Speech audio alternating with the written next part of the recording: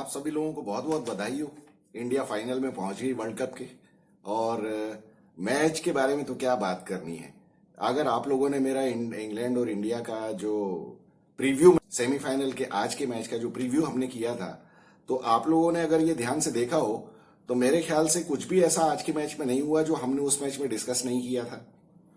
Exactly वैसे ही हुआ ना कि हमने तो यही कहा था कि भाई पहली बात तो हम प्रीव्यू करने के मूड में ही नहीं थे, लेकिन वो तो संदीप ने बोला कि नहीं सर आप वीडियो जरूर करिए प्रीव्यू। तो फिर मैंने टाइम निकाल के किया, क्योंकि मेरा मूड इसलिए नहीं था, मुझे ऐसा लग रहा था कि शायद मैच होगा ही नहीं, इतनी ज्यादा बारिश होने वाली है वहां। और आज जिस तरह से शुरुआत में ही बारिश होने लगी थी तो मुझे तो लगा कि बिल्कुल मैच धुलने वाला है। हालांकि उस बात से तो हम बहुत ज्यादा दुखी थे कि ऐसा नहीं होना चाहिए, क्योंकि वो बेकारी पाकिस्तानियों को कहने को हो जाएगा कि अरे इंडिया की तो किस्मत ने साथ दे दिया, क्योंकि वो तो अर्शदीप की बॉल के पे टेम्परिंग का भी आरोप लगा रहे हैं। तो वो इस वजह से मुझे लग रहा था कि यार कुछ भी करके मैच हो जाना चाहिए। हालांकि आज आकाश चोपड़ा ने जो सुबह वीडियो किया तो उसमें आकाश चोपड़ा ने तो ये कह दिया था कि नहीं यार अगर पानी गिरता है तो ऐसा ना हो कि 5-5 ओवर का ही मैच हो जाए। तो ये हालत है इन लोगों की। देखिए आप, आकाश चोपड़ा 45 लाख लोगों को इकट्ठे उल्लू बना रहा है वहां बैठ के अपने वीडियो में, इसकी रोजी रोटी इससे चल रही है। लेकिन इसके बावजूद इसको ये नहीं पता है कि सेमीफाइनल और फाइनल में 5-5 ओवर का मैच नहीं होगा। ये हालत है इन लोगों की। और ये फिर वो चमचागिरी करते उस चोकली की। इनके मुंह से एक बार फूटता नहीं है कि जब जब मंजिल करीब आई है इस चोकली ने अपनी ऐसी तैसी कराई है। ये कह नहीं सकते हैं, ये इनका काम चमचागिरी करना है और 45-45 लाख लोगों को एक साथ बैठ के उल्लू बनाते हैं। ये इसको रूल नहीं मालूम है। ये वर्ल्ड कप में होके आया है अभी, और दिन रात सुबह शाम हर 4 घंटे में इसका एक वीडियो आता है। लेकिन इसको ये नहीं मालूम है कि सेमीफाइनल और फाइनल में 5-5 ओवर का मैच नहीं होगा। ये सच्चाई है इन लोगों की, सच्चाई यही है। और मैच के बाद आपने देखा श्रीशांत, फिर से वही श्रीशांत, हरभजन और वो चिरकुट चंद्रन कुट्टी स्टोरीज पे अपने, नहीं विराट कोहली से तो ओपन ही करवाना चाहिए। Virat Kohli is too good a batsman. देख लिया आप लोगों ने कितना टू गुड अ बैट्समैन है यार वो। शास्त्रों में एक चीज कही गई है कि जब आदमी किसी चीज के पैसे लेता है और फिर वो काम नहीं करता है तो उसी को नमक हरामी कहा जाता है। तो ये नमक हरामी कौन कर रहा है, वो पिछले 7 मैचेस से कौन कर रहा है, इसके बाद मुझे नाम भी लेना पड़ेगा क्या? मेरे लिए तो इतना बड़ा टेंशन का काम हो गया है कि ये साउथ अफ्रीका के साथ, साउथ अफ्रीका जैसी घटिया टीम के साथ मुझे फाइनल खेलने में डर लग रहा है। क्यों? क्योंकि हम तो 10 बैट्समैन के साथ जा रहे हैं ना। आप बताइए, हमारे पास 10 ही बैट्समैन है ना।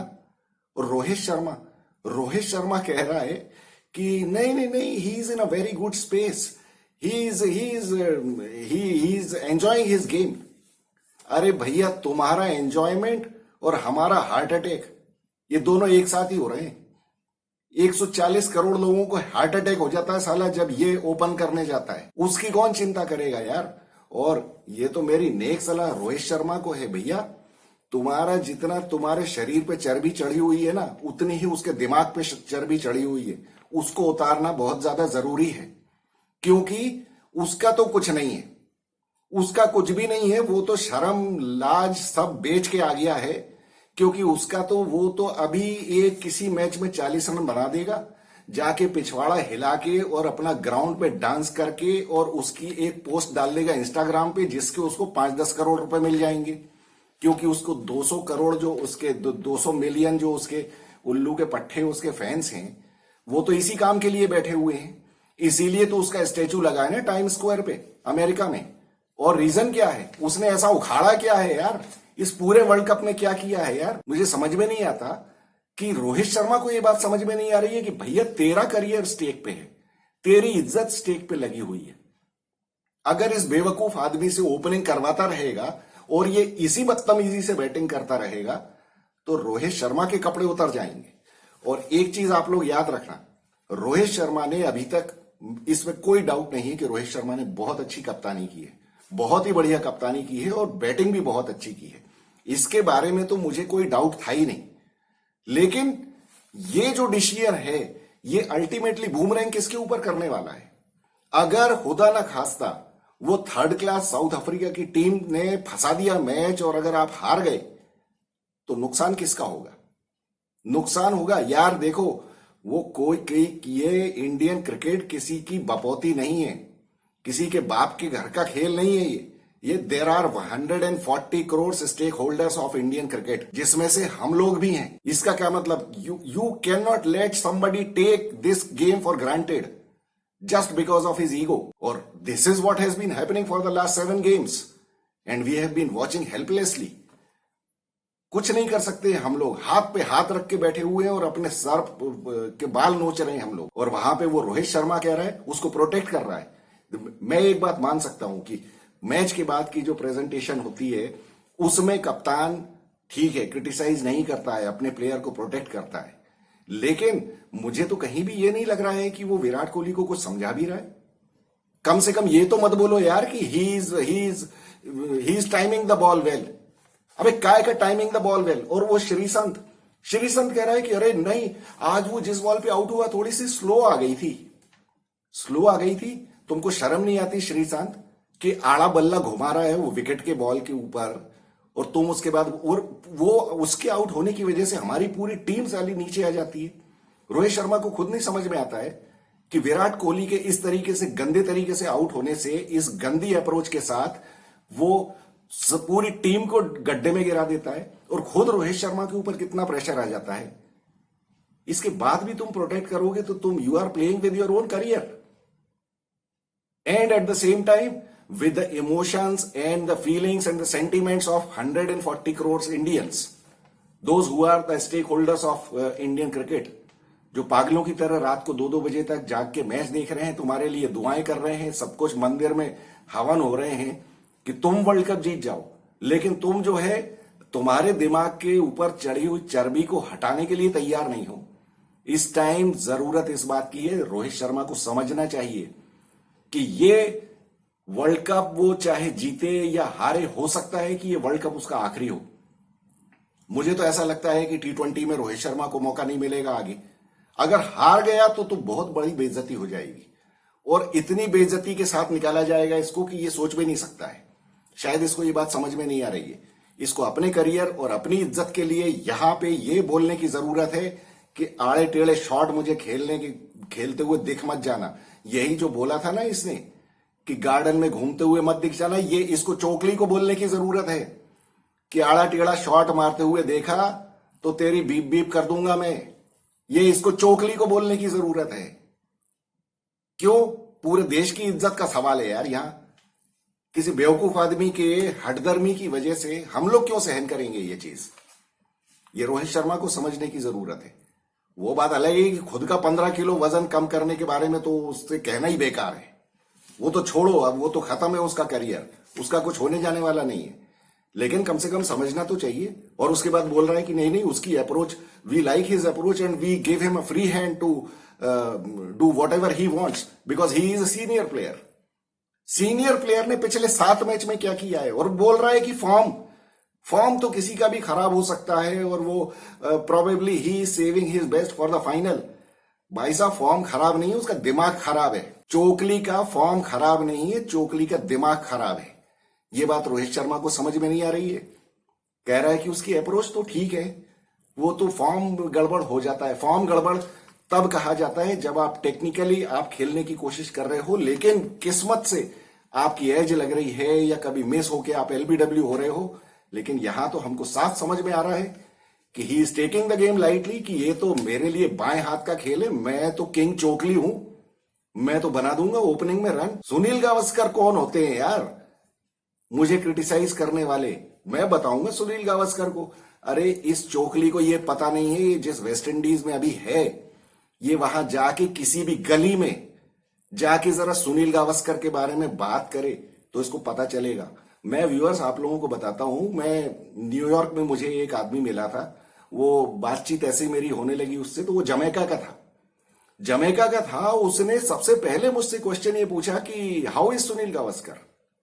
मतलब I was surprise to hear this question. मैंने कहा वो यू नो सुनील गावस्कर? बोला अरे who doesn't know Sunil Gavaskar in West Indies, we worship him as a god. तो गॉड वो होते हैं भैया जो दूसरी कंट्री में गॉड माने जाते हैं।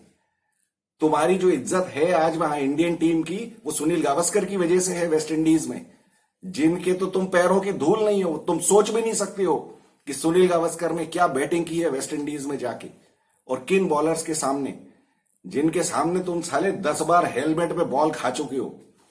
वहां उन बॉलर्स से 4 गुना अच्छे बॉलर्स के सामने बिना हेलमेट के बैटिंग की है सुनील गावस्कर ने, और तुम्हारी इतनी मजाल कि तुम उनसे मुंहजोरी करते हो। इससे पता चलता है कि इसके घर के संस्कार क्या है। बात करवा लो। फिर उसके बाद टीवी पे, जियो सिनेमा पे इंटरव्यू देके अपनी खुद की ही तारीफ किए चला जा रहा है। खुद की तारीफ कर रहा है कि नहीं, मेरे को कोई क्या सिखाएगा, मेरे को पता है कि मुझे कैसे मैचेस जिताने हैं।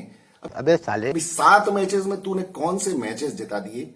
अभी तू बोलना कि तेरे को समझ में आ रहा है कि कैसे बैटिंग करनी है। अब टीवी पे इंटरव्यू दे, मुझे पता है कि ओपनिंग कैसे करना है। अब तो सच बोल दे। नहीं आ रहा है इसको बिल्कुल समझ में नहीं आ रहा है, लेकिन इसको कोई चिंता भी नहीं है, क्योंकि ना तो संस्कार है कुछ, ना कुछ शर्म रह गई है। और हरामखोरी इसी को बोलते हैं। शास्त्रों में यही लिखा है कि पैसे लो और काम करो मत। इसी का नाम हरामखोरी है, यही है और कुछ नहीं है। शर्म करो, भगवान से डरो। क्या बात करेंगे यार इसके बारे में। इसने इतना गड्ढे में गिराया टीम को कि मुझे तो भयानक टेंशन है कि ये साउथ अफ्रीका के सामने भी साला जाके यही करने वाला है, और उसके बाद चला आएगा बाद में कुछ भी करने, और किसी भी मैच में अभी 40 रन बनाएगा, उसके बाद मैदान में डांस करेगा, और इसके घर वाले भी आके डांस करने लगेंगे। वो तो आप लोगों को पता ही है, इसके तो घर बार समेत आ जाते हैं ये लोग मुंह चलाने के लिए। और बाकी चमचे हरभजन सिंह और वो चिरकुट अश्विन, श्रीशांत, सारे के सारे बैठ के ये टीवी के ऊपर, अरे Virat is number 1, Virat is that, Virat is this. अरे विराट इज 0 माई फुट। क्या परफॉर्मेंस कर दी की है यार इसने। हमको क्या करना है यार विराट कोहली की 90-100 सेंचुरीज से? वो बना के हमको क्या फायदा हो जाएगा? सचिन तेंदुलकर की 100 सेंचुरीज बनाने से क्या फायदा हो गया हमको? जो कोई यहाँ पे सचिन तेंदुलकर का बहुत बड़ा फैन है ना, 2012 का एशिया कप का फाइनल उठा के देख ले स्कोर कार्ड, और उसके बाद बात करे मुझसे। जो मैं कहता हूं ना कि ये लोग, ये सेल्फिश नंबर 1 है, ये सिर्फ अपने लिए करते हैं काम, देश के लिए करेंगे ये काम। 10वीं फेल आदमी वैसे भी क्या कर सकता था यार, क्या बोलेंगे यार। चलिए, coming back to the match, England ने टॉस जीत लिया, और टॉस जीत के जॉस बटलर ने वही कर दिया। हालांकि अब वो फंस गया था क्योंकि पानी गिरने वाला था, तो वो तो हमने पहले भी डिस्कस किया था कि जो भी टॉस जीतेगा वो सामने वाले को बैटिंग दे देगा। मतलब आप देखिए, हमारा जो प्रीव्यू वीडियो था उसमें आप देखेंगे हमने एग्जैक्टली सारी सिचुएशंस डिस्कस की थी कि इन लोगों को क्या करना है। हालांकि उसमें से इन्होंने वो नहीं किया जो हमने डिस्कस किया था कि भैया विराट कोहली तेरे हाथ पैर जोड़ते हैं कि थोड़ा सा ढंग से खेल लेना, वहां रोहित शर्मा का साथ दे देना, तू भी रन बनाने मत चला जाना, क्योंकि हमको तो पता है कि तेरे तो फरिश्तों के बस की नहीं है ओपन में रन बनाने की। लेकिन माना नहीं, फिर भी गड्ढे में गिरा दिया टीम को, और फिर रोहित शर्मा के ऊपर ही पूरा टेंशन आ गया। लेकिन एक चीज बहुत अच्छी हुई कि धूप निकली हुई थी, जिसकी मुझे बिल्कुल उम्मीद नहीं थी। जब हम ये प्रीव्यू किया था उस टाइम तक तो मैच के बारे में प्रिडिक्शन ये था कि यहाँ पे तो पूरा पानी ही गिरता रहेगा, और मुझे तो ऐसा लग रहा था पूरा ग्राउंड भी गीला होगा, विकेट भी गीला होगा, सब कुछ होगा। लेकिन फॉर्चुनेटली धूप थी तो फिर ऑब्वियसली जब धूप के बाद फिर पिच के ऊपर, पिच जब ड्राई होती है तो बाद में ऑटोमेटिकली स्लो हो जाती है, और जॉस बटलर को वो अकल ही नहीं थी। जॉस बटलर ने कुल्हाड़ी के ऊपर पैर मार दिया कि इंडिया से बोल दिया कि आ जाओ बैटिंग कर लो। वैसे भी ये कहा जाता है कि क्रंच मैचेस जो होते हैं, जो नॉकआउट मैचेस होते हैं, उसमें पहले स्कोर बोर्ड आपको टांग देना चाहिए, जिससे कि सामने वाली टीम आ जाती है प्रेशर में। लेकिन यहां तो जॉस बटलर इस चक्कर में था कि नहीं, मेरा तो क्रिस जॉर्डन 8वें नंबर पे बैटिंग करने आता है, और हम तो टुल्लों की टीम है, हम तो बिल्कुल फोड़ फाड़ के बराबर कर देंगे। अबे तुम क्वीन के जेब कतरे हो यार, तुम भूला मत करो, तुम्हारा खून वही है जेब कतरी का, तो तुम्हारा कुछ भला होने जाने वाला नहीं है। हो गया हिसाब आज बराबर, बढ़िया काम हो गया। ये पहले ओवर में टॉपली ने 6 रन दिए, दूसरे ओवर में जोफ्रा ने 5 रन दिए, और विराट ने वहीं से उल्टे सीधे शॉट मारना शुरू किया। वहीं से एक तो वो टॉपली के पहले ओवर में ही स्टेप आउट करने लग गया। आप बताइए, आपने कभी देखा ये चोकली को स्टेप आउट करके खेलते हुए। अरे इवन आईपीएल में नहीं किया यार इसने, ये एक्चुअली आईपीएल ने इसका दिमाग सड़ा दिया है। इसको लगने लगा कि अरे यार मैं तो वर्ल्ड का नंबर 1 बैट्समैन हो गया, साला मैं तो क्या जैक हॉब्स हो गया हूं मैं तो।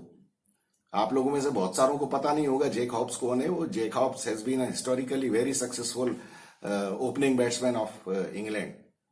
उन्होंने 197 फर्स्ट क्लास सेंचुरीज मारी थी। तो विराट कोहली को लगने लगा है कि मैं तो वो ही हूं, मैं तो कैसे भी चला दूंगा बल्ला। आगे बढ़ के घुसेड़ दी ना उसने बॉल पिछवाड़े में। यार शर्म नाम की कोई चीज नहीं है कि एक सॉरी का लेटर ही लिख दे यार हमको कि आप भाई साहब आप ठीक कह रहे थे। अभी तो हम बहुत कुछ ठीक बोलते आए हैं और आगे भी बोलेंगे। तुमको समझ में आए या नहीं आए तो तुम्हारी बेइज्जती होने वाली है। खैर बेइज्जती क्या होगी यार, बेइज्जती तो उनकी होती है जिनकी इज्जत होती है। हम क्या बोलें। आदमी गलत काम करके भी एक्सेप्ट करने को तैयार नहीं हो, उससे ज्यादा बेशरम आदमी कौन हो सकता है। क्या बोले यार, हम सब लोग परेशान हैं कि नहीं। टोपली ने निकाल दिया तीसरे ओवर में, पहली एक बॉल पे तो छक्का मार दिया तो सारे लोग वाह वाह वाह वाह, अरे विराट कोहली ये। और अभी भी इसके आउट होने के बाद भी उसी शॉट की तारीफ करने में लगे हुए, क्या शॉट मारा है विराट कोहली ने। और अगली बॉल पे जब उसी वैसी ही बॉल पे आउट हो गया तो श्रीसंत कह रहा है अरे वो तो बॉल थोड़ी सी स्लो हो गई, स्लो आ गई, ये आ गई वो आ गई। मतलब चमचे श्रीसंत तू भी निकल ले पतली गली से, तेरा भी नंबर लगा देंगे हम नहीं तो। इसकी भी फिर पोल पट्टी खोलनी पड़ेगी, फिर बोलना पड़ेगा कि तेरे मुंह पे फिर से काला कपड़ा बांधने की जरूरत है जैसा बंधा था ना 2013 में। तो इसलिए मुंह ज्यादा चला मत, बंद रहे श्रीसंत, चुपचाप रहे।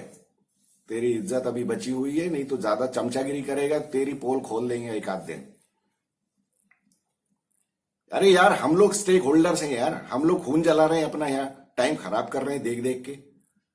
जोफ्रा ने अगले ओवर में 8 रन दे दिए, टोपली ने 5वां ओवर फेंका उसमें 11 रन पिट गए, क्योंकि उस टाइम तो फिर तो चोकली आउट हो गया था, तो फिर तो सूर्या ये पंत आ गया। पंत लेकिन पंत पिछले 2-3 मैचेस से बहुत गड़बड़ कर रहा है। आज भी बहुत गलत शॉट मार के आउट हुआ और गलत टाइम पे आउट हुआ। छठे ओवर में जो आउट हुआ उसको आउट नहीं होना चाहिए था। थोड़ा बहुत तो यार सोच समझ के खेल यार। छठे ओवर में मैंने वो बात वही है, ये लोग सोचने जाते हैं कि हम तो पावर प्ले को लूट लेंगे। अरे पावर प्ले को अगर लूटना है तो उसका दूसरा तरीका है यार। रोहित शर्मा को ये बात समझ में ही नहीं आती है कि पावर प्ले को लूटना है तो यार फिर कोई ऐसे टुल्ले टाइप के बैट्समैन को ले जाओ ना यार। वो चोकली से नहीं होगा, चोकली के बस की नहीं है। वो आईपीएल समझ रखा है क्या तुमने वर्ल्ड कप को यार, कि हर कोई चोकली साला जाके किंग बन जाएगा वहां। ये चोकलियों का किंग है ये, बेवकूफ कहीं का। सब हालत खराब करके रख दी थी टीम की। छठे ओवर में पंत भी आउट हो गया, राशिद ने अगले ओवर में 9 रन दे दिए। फिर उसके बाद तो सूर्या और रोहित शर्मा ने कुछ किया, लेकिन फिर देखिए आप ये 13 ओवर में 110 रन तक लेके चले गए। और फिर 14वां ओवर जो राशिद, लेकिन उसके पहले तो एक सबसे इंपॉर्टेंट चीज तो ये हुई कि 8वें ओवर के बाद रेन आ गई।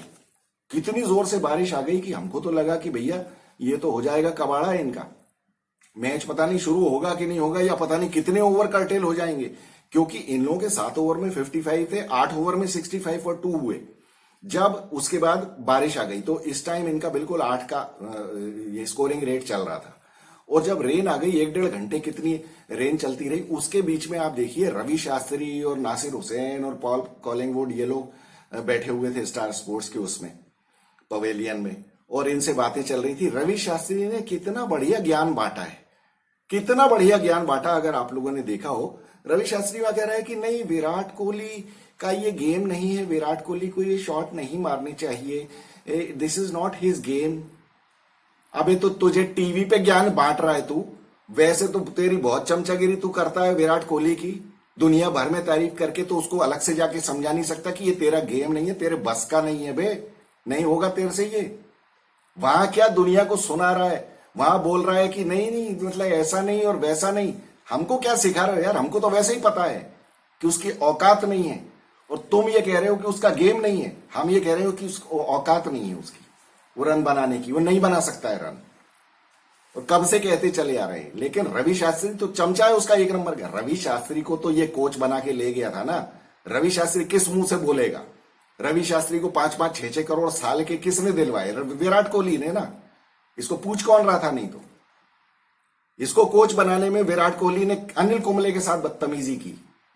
अभी तो मैं पोल खोल दूंगा तो अभी बिल्कुल तहलका ही मच जाएगा। मुझे बहुत सारी चीजें पता है इसके बारे में जो किसी को नहीं पता है। इसने अनिल कुंबले के साथ कितनी बदतमीजी की विराट कोहली ने, क्योंकि अनिल कुंबले सीधी सीधी मुंह पे बोल देता था बात जो इसको पसंद नहीं आती थी। इसका ईगो हर्ट हो जाता था और इसको मालूम था कि रवि शास्त्री मेरी चुपचाप सुनता रहेगा। तब भी साला 36 रन पे ऑल आउट हुई थी टीम ऑस्ट्रेलिया में, तो भाग के आ गया था घर। कोई दूसरा आदमी होता जिसमें जरा सी एक पैसे की शर्म होती ना, तो वहीं रुकता कि मेरी टीम हारी है 36 रन पे ऑल आउट होके, मैं कैसे जा सकता हूं कप्तान होके। तो आ गया यहां पिछवाड़ा हिलाते हुए इंडिया में कि मेरी तो बेटी का जन्म होने वाला है। ऐसे ऐसे लोग हैं, इनको किंग बोले। फिर जब उसके बाद रेन जब शुरू खत्म हो गई, ये एक्चुअली बड़ा बैड लक था इंडिया का, क्योंकि अच्छे खासे सेट हो गए थे 8 ओवर में 65 रन, और जिस विकेट के ऊपर 160 का पार स्कोर माना जाता है और इंडिया उसी के लाइन पे जा रही थी। और अगर इस तरह वहां पे अगर वहां पे अगर गेम नहीं रुकता, इंडिया बहुत आसानी से 200 रन बना सकती थी। 8 ओवर में 65 रन पे 2 विकेट, अगर कंटिन्यूअसली जिस फ्लो में ये लोग खेल रहे थे, सूर्या और रोहित शर्मा, अच्छी इनके बल्ले पे आ रही थी, मारना पीटना इन लोगों ने शुरू कर दिया था। और क्योंकि इन्होंने 8वें ओवर में ही 10 रन मारे थे इसको, जॉर्डन को।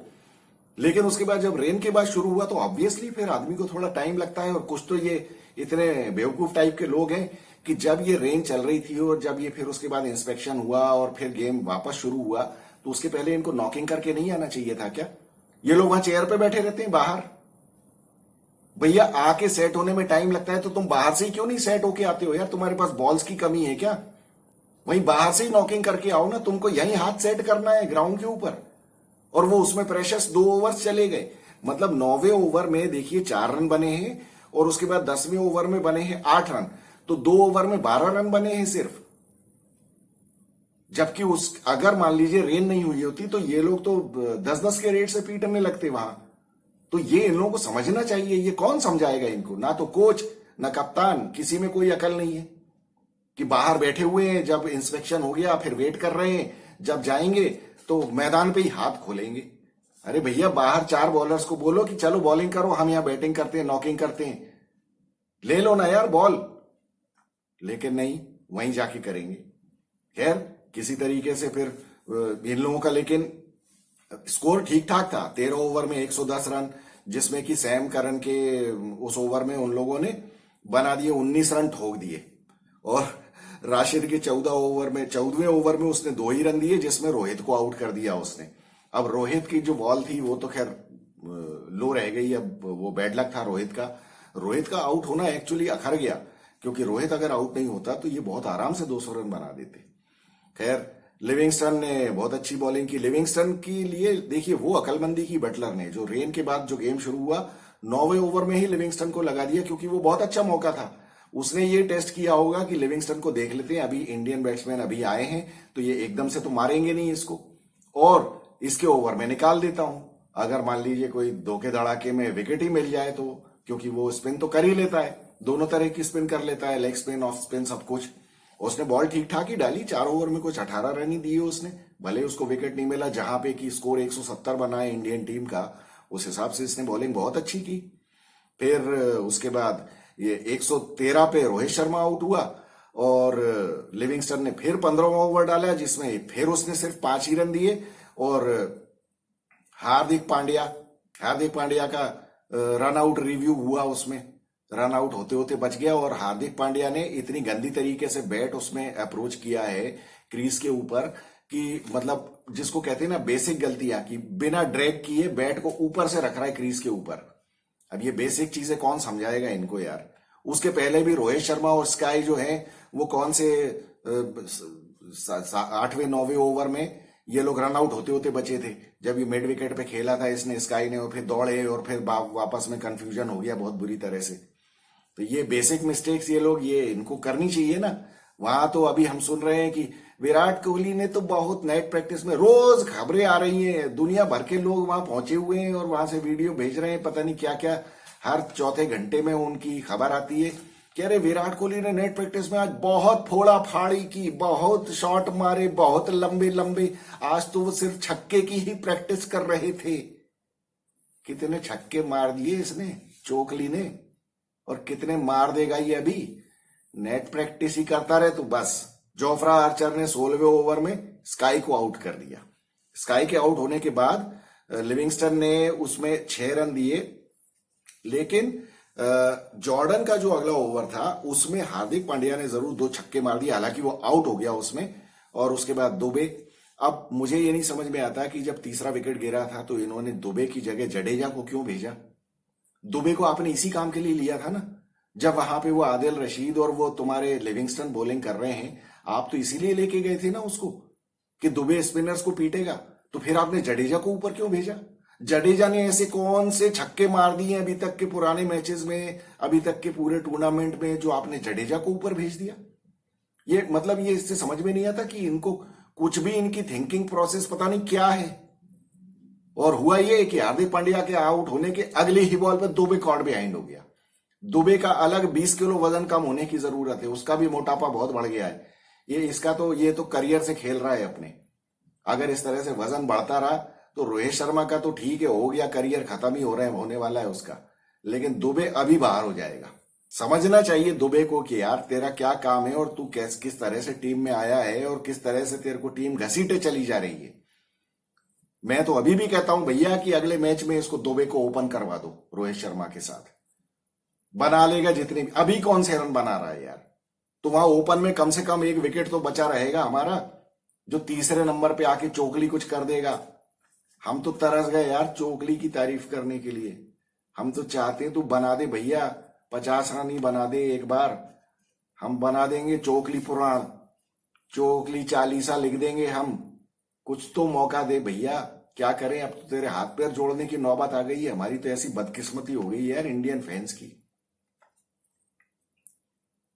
फिर कुल मिला के 171 रन बना दिए इन लोगों ने। आखिरी में जडेजा ने मार दिए, 2-3 चौके मार दिए। जडेजा ने ठीक ठाक बैटिंग कर दी, जिसकी की उम्मीद बिल्कुल नहीं थी, वो तो धोखे धड़ाके में हो गई, क्योंकि जडेजा ने अभी तक किया क्या है। 171 के स्कोर के बाद फिर उसके बाद बहुत अच्छा हुआ कि ना तो कोई बारिश हुई ना कुछ हुआ, तो वो एक्चुअली इंग्लैंड के लिए अच्छा भी था। लेकिन यहां तो क्या हुआ कि यहां तो अब ये मैच देख के ना आज का मुझे वो याद आ गया 2003 का जो 50 ओवर वर्ल्ड कप हुआ था ना साउथ अफ्रीका में। उसमें इंग्लैंड के साथ मैच हुआ था जोहानिसबर्ग में, और उसमें इंडिया ने 50 ओवर में वो काफी हाई स्कोरिंग वर्ल्ड कप हुआ था, तो उसमें इंडिया 250 रन ही बना पाई थी 50 ओवर में। तो उस टाइम ये लग रहा था कि मुझे तो कई मेरे दोस्तों ने मुझे फोन किए, अरे भैया क्या होगा, ये तो बहुत कम रन बने हैं और ऐसा है और वैसा है। लेकिन वो मैच जब मैं देख रहा था तो एक्चुअली मेरे दोस्तों को, सभी लोगों को पता था कि मैं एनालिसिस करता हूं, हालांकि उस टाइम तक तो कोई यूट्यूब वगैरह था नहीं। लेकिन मुझे कई लोगों ने फोन किया कि अरे क्या होगा भैया, ये तो बहुत कम रन बने हैं और ये तो बिल्कुल बर्बाद हो जाएंगे और अपन लोग तो बाहर हो जाएंगे। तो मैंने कहा भैया जहां तक मैंने देखा है वो बॉल थोड़ा सा फंस के आ रहा है, तो मुझे लगता है ये स्कोर काफी ठीक ठाक ही है। और बाद में हुआ भी वही कि आशीष नेहरा ने 23 रन देके 6 विकेट निपटा दिए इन इंग्लैंड के, बिल्कुल पैक करके 168 रन पे ऑल आउट ही कर दिया इंग्लैंड को। बहुत बुरी हालत हो गई थी इंग्लैंड की, बहुत बुरी तरह से हराया था उस मैच में। तो आज के मैच में एग्जैक्टली वही हुआ। मतलब इनका क्या हुआ, अर्शदीप ने पहले ओवर में 5 रन दिए, बुमराह ने दूसरे ओवर में 8 रन दिए, उसमें 2 चौके पड़ गए, और अर्शदीप ने तीसरे ओवर में 13 रन दे दिए, उसमें 3 चौके पड़े। अक्षर पटेल आया चौथे ओवर में। अक्षर पटेल की तो मैं खैर अपन पहले भी तारीफ कर ही चुके हैं कि अक्षर पटेल बहुत बढ़िया बॉलिंग करता है पावर प्ले में। उसको तो बेचारे को मौका दिया नहीं इन लोगों ने, उसको तो काफी पहले से मौका मिलना चाहिए था। बटलर को निपटा दिया उसने, और सीधी सीधी विकेट टू विकेट बॉल। जब विकेट पे ऐसा हो रहा है भैया कि बॉल बल्ले के ऊपर नहीं आ रही है, तो आपको विकेट पे तो डालना है ना, और विकेट पे ही डालना है। फिर बल्लेबाज को लेने दो आप रिस्क, जब बल्ले पे ठीक से आ नहीं रही है बॉल तो फिर तो मारना मुश्किल है ना, तो फिर तो बहुत बुरी तरह से रिस्क लेनी पड़ेगी बल्लेबाज को। बटलर ने वही किया, घुमाया, वो टो एंड में लग गई उसके, खड़ी हो गई, और पंत ने पकड़ लिया कैच। फिर अगले ओवर में बुमराह ने सॉल्ट को निपटा दिया। सॉल्ट को तो क्या उल्लू बनाया है स्लोअर बॉल पे बोल्ड करके, वही जैसे मौलवी रिजवान को आउट किया था ना वर्ल्ड कप में, उसी तरह से उसने इसको निपटा दिया। अगले ओवर में अक्षर पटेल आया, जॉनी बाबू को निपटा दिया। जॉनी बाबू को बिल्कुल वैसे ही आउट किया है जैसा आप लोगों को अगर याद हो, ये 2-3 साल पहले इंग्लैंड जब आई थी ना, ये इस बार के आने के पिछले वाले टूर में जब आई थी इंग्लैंड, अहमदाबाद टेस्ट की बात है शायद, उसमें जिस सीरीज में अहमदाबाद ये इसने अक्षर पटेल ने 3 मैचेस में 27 विकेट लिए थे, उसमें इसने जॉनी बेयरस्टो को बिल्कुल ऐसी ही बॉल पे आउट किया था। और इसमें तो खैर वो बोल्ड हो गया, लेकिन उसमें इसने वो लेग स्लिप में कैच दे दिया था जॉनी बेयरस्टो ने। तो जॉनी बेयरस्टो को सुनील गावस्कर कमेंट्री कर रहे थे, जो सुनील गावस्कर ने कहा कि ये क्या बकवास शॉट मारा है, इसको कुछ सोच समझ के आना चाहिए, ये अपने देश के लिए खेलने आ रहा है कि ये कुछ भी लाइटली कुछ भी शॉट गंदा मार दिया। तो जॉनी बेयरस्टो को बहुत बुरी लग गई थी बात, बाहर जाके बोलता है सुनील गावस्कर ऐसा मेरे लिए कैसे कह सकते हैं, और मैं सीरियसली खेलता हूं अपने देश के लिए। आज भी वैसा ही सीरियसली बोल्ड होके चला गया। समझ में ही नहीं आया नालायक को। ये तो बहुत ही बकवास यार। इसने तो वो पंजाब के लिए खेलते हुए केकेआर के अगेंस्ट जो सेंचुरी बनाई थी, उसके अलावा तो पिछले 1 साल में इसने कुछ नहीं किया नालायक ने। इसको क्यों ढो रहे हैं यार। ये दूसरा, ये इंग्लैंड का चोकली है। ये जॉनी बेयरस्टो जो है ये इंग्लैंड का चोकली है, इसका नाम भी किंग चोकली होना चाहिए। और कुलदीप यादव अगले ओवर में आया, उसने 7 रन दिए। ये कुलदीप यादव का पहला ओवर था, जो कि पारी का 7वां ओवर। उसके बाद अक्षर आया। अक्षर तो रुकने का नाम ही नहीं रहा था। 8वें ओवर में उसने फिर मोइन अली को निपटा दिया। केडी आया अगले ओवर में, तो उसने सिर्फ 4 रन ही दिए। उसने सैम करन को आउट कर दिया। सैम करन, ये इन लोगों को किसी को समझ में ही नहीं आ रही थी कि कुलदीप के हाथ से बॉल कहां जा रही है, कहां निकल रही है। और अक्षर से तो ये पता नहीं क्यों बहुत बुरी तरह डर गए। Axar actually wicket to wicket ball कर रहा था। Wicket to wicket ball Kuldeep भी करता है, लेकिन उसकी बॉल स्पिन इतनी होती है कि कभी कभी इधर उधर निकल जाती है। फिर जड्डू आया। लेकिन जड्डू ने बहुत ही खराब बॉलिंग की, और जड्डू वही बात मान ही नहीं रहा है जो प्रीव्यू में हम बात कर रहे थे कि भैया जड्डू को थोड़ा स्लो बॉल करनी चाहिए। वो तेज और शॉर्ट पिच वही बॉल। आज के मैच में भी तुम चढ़ के बॉल नहीं कर सकते यार। जब तुम बॉलिंग करने आए हो, उनके 62-53 रन पे 5 विकेट हो गए यार 9 ओवर में। तुमको क्या डर है यार। तुमको फ्लाइट देनी चाहिए थी ना। फ्लाइट दो भैया, थोड़ी सी तेज फेंकने से क्या होगा। और घुमाओ बॉल को जिससे कि बॉल में स्पिन हो, कुछ हो। आज के मैच में भी इसने कुछ नहीं किया यार। क्या बकवास काम किया है। फिर क्या कुल मिला के, लेकिन इन लोगों का कुछ हुआ नहीं। बाकी तो 86 पे 8 हो गए इनके। फिर आखिरी में हार्दिक के ओवर में आर्चर ने पीट पाट दिया। लिविंगस्टन भी कुछ नहीं कर पाया। हैरी ब्रूक ने कुछ कोशिश की तो 19 बॉल में 25 रन बना के वो आउट हो गया। उसको कुलदीप ने आउट कर दिया 11वें ओवर में। और फिर तो आस्किंग रेट तो बढ़ती चली जा रही थी। लेकिन इन लोगों का तो समझ में आ रहा था, चेहरे पे 12 बजे हुए थे इंग्लैंड वालों के। समझ में आ रहा था कि इनसे कुछ होने जाने वाला नहीं है। तो बस क्या हो सकता था। फिर इनसे हो गया मैच खत्म। कुल मिला के इंडिया जीत गई, लेकिन हमारी परेशानी तो वहीं के वहीं खड़ी हुई है। जीत तो गए हम, कप्तानी भी बहुत बढ़िया हो गई, बॉलिंग भी बहुत अच्छी हो गई, लेकिन हम क्या करें। हम तो 10 ही प्लेयर से खेल रहे हैं ना यार। और वो तो फिर क्या कर रहे हैं यार, मुझे समझ में नहीं आ रहा। आप लोग बताइए कुछ कि क्या कर सकते हैं हम। अपने फ्रस्ट्रेशन का क्या करें यार आज की जीत के बाद। और वो फिर वो उल्लू के पट्टे टाइप के लोग आके कमेंट करते हैं कि भैया आप तो अभी भी खुश नहीं हो। तो भैया बात वही है ना यार कि जीत के बाद ही तो आपको देखना है कि आपकी गड़बड़ कहां हो रही है। और किसी आदमी को अगर अभी भी पता नहीं है कि इंडियन टीम की प्रॉब्लम क्या है, उससे बड़ा मूर्ख तो कोई हो ही नहीं सकता। और आपको क्या लगता है कि ये मूर्खता करते हुए भी आप लोग क्या वर्ल्ड कप का फाइनल जीत सकते हो? वो बात अलग है कि सामने वाली टीम ऐसी है कि वो उसके साथ तो आप 9 प्लेयर के साथ जाओगे तो भी शायद जीत जाओ। लेकिन ये तो बात ठीक नहीं है ना यार। आपको अगर बात आप करते हो कि प्रोसेस हमको फॉलो करनी है, तो प्रोसेस सही तरीके से फॉलो करो।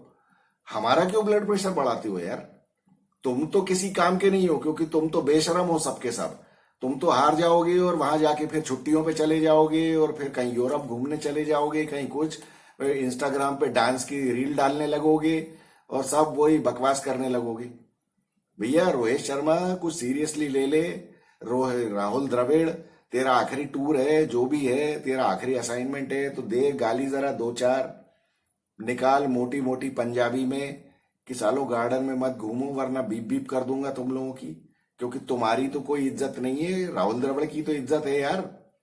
वो बचा ले भैया, आखिरी असाइनमेंट है, वैसे भी डिक्लेयर हो चुका है। क्या यार, बहुत ज्यादा मूड खराब कर रहे हैं ये लोग, क्योंकि ये लोग जितना अच्छा, जितना कॉन्फिडेंटली मैच जीत सकते हैं, ये पहले से ही ब्लड प्रेशर बढ़ा देते हैं। अभी बात वही है कि ये दुबे से ओपन करवा दे रोहित शर्मा के साथ, चोकली आ जाए 3 नंबर पे, बस आप आंख मूंद के लिख दो कि वर्ल्ड कप का फाइनल आपका है। मैं इतनी गारंटी दे सकता हूं। आप लोग बताइए मेरी बात से एग्री करते हैं कि नहीं। ये अगर मान लीजिए, चलिए मैं कहता हूं कि कोई यशस्वी जायसवाल को भी मत लाओ आप, क्योंकि उसके लिए आपको दुबे को निकालना पड़ेगा। वैसे तो सबसे बढ़िया चीज तो वही रहेगी।